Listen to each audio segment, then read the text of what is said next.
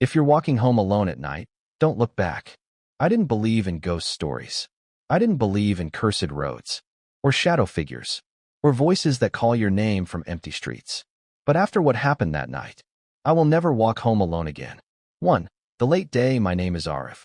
I was 15 years old when this happened. It was a normal Wednesday. Boring math classes, annoying group projects, the usual school chaos. But that day, everything changed because of one small thing. Detention. I stayed late because my math homework was incomplete. By the time I finished, the sun was already setting. My friends had already left. Usually, I walked home with my best friend Rowan. We took the main road, crowded, noisy, safe. But that evening, I was alone. And that's when I made the worst decision of my life. 2. The shortcut. There were two ways to reach my house. The long way, 25 minutes. The shortcut, 10 minutes. The shortcut went through Old Miller Street. Nobody liked that road. It had broken streetlights, abandoned houses, a closed factory at the end, and almost no people after sunset. There were rumors about that street. Some said a factory worker died there years ago. Some said people heard footsteps behind them. Some said a tall shadow stood near the factory gate. I laughed at those stories. Ghosts aren't real, right? I checked the time. 6:42 p.m. The sky was already turning dark blue. I didn't want to walk 25 minutes. So I turned left, into Old Miller Street. 3. The silence. The moment I entered the shortcut, everything felt wrong. Not scary, just wrong. The air felt colder. There were no cars, no dogs barking, no people talking, just silence. My footsteps echoed louder than usual. Tap, tap, tap. I pulled out my phone and played music in my earphones. That helped. Or at least, I thought it did. 4. The first sound. About halfway through the street, my music suddenly stopped. My screen turned black. Battery dead. That's weird, I muttered. It was at 40 earlier. I shrugged it off. And that's when I heard it. Another footstep. Behind me. Tap. I froze. Maybe it was just my echo. I walked again. Tap. Tap. Then again. Tap. But this time, it wasn't matching my rhythm. My heartbeat started racing. Slowly. I turned around. Nothing. The street was empty. Streetlights flickered weakly. An old newspaper rolled across the road. No one there. I laughed nervously. See? Just your imagination.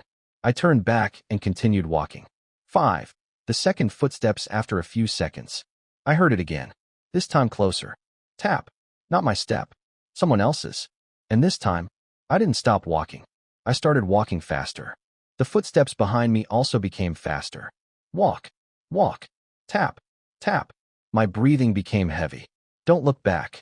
That thought came into my mind suddenly. I don't know why, but it felt like a warning. Then, I heard something else. A whisper. Very soft. Arif. I stopped breathing. My name. Someone just whispered my name. Slowly. Right behind me.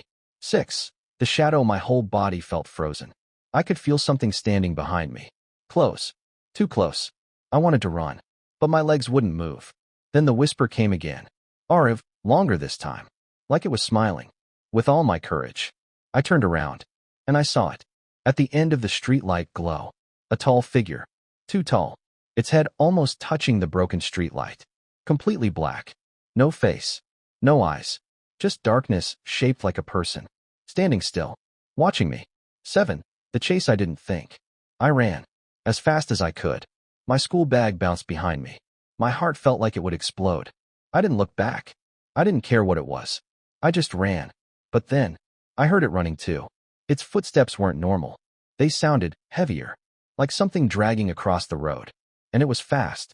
Very fast. The factory gate was just ahead. If I crossed it, I would reach the main road.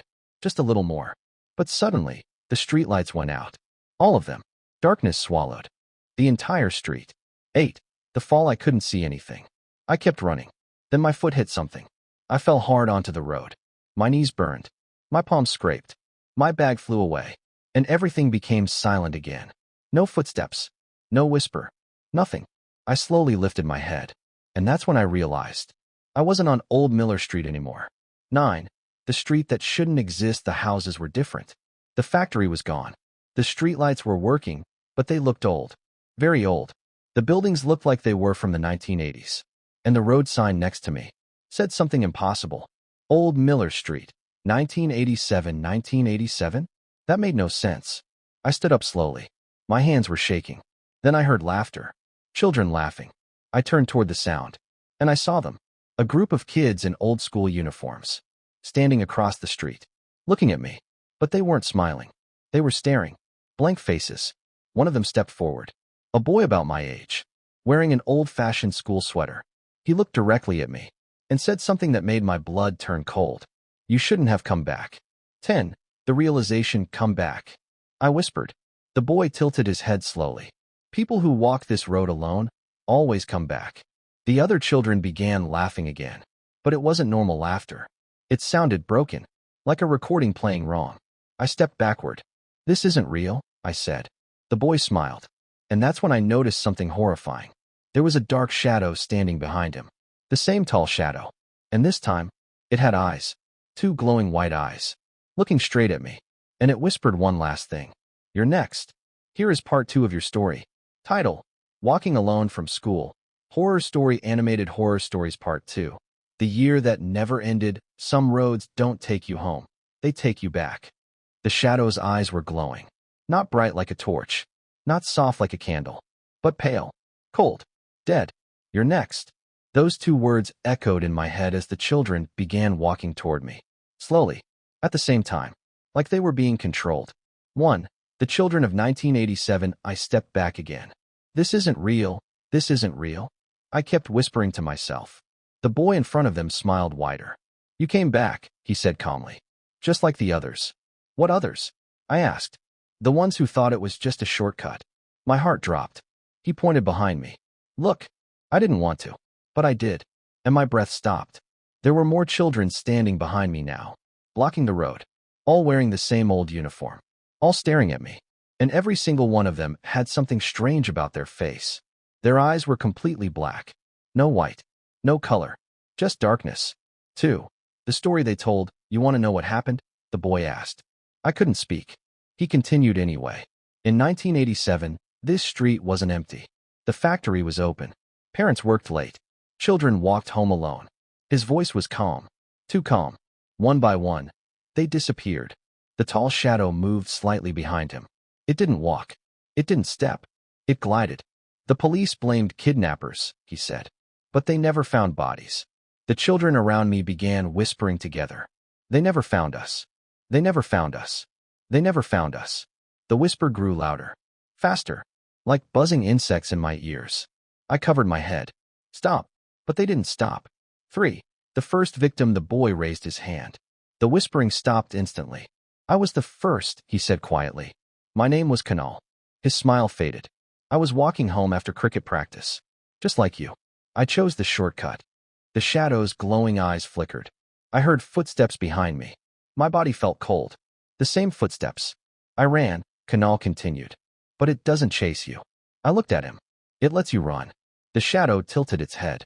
And when you're tired, when you fall, his black eyes locked onto mine. It takes you. 4. The truth about the shadow. What is it? I asked, barely breathing. Kanal slowly turned to look at the tall figure. It doesn't have a name. It doesn't have a face. It doesn't have a body.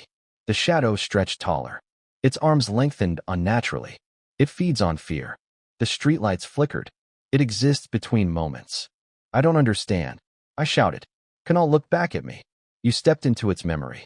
1987 wasn't just a year. It was the beginning. 5.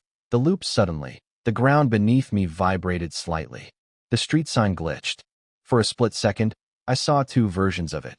This road doesn't exist normally, Kanal said. It appears when someone walks alone. When someone is afraid. When someone chooses it.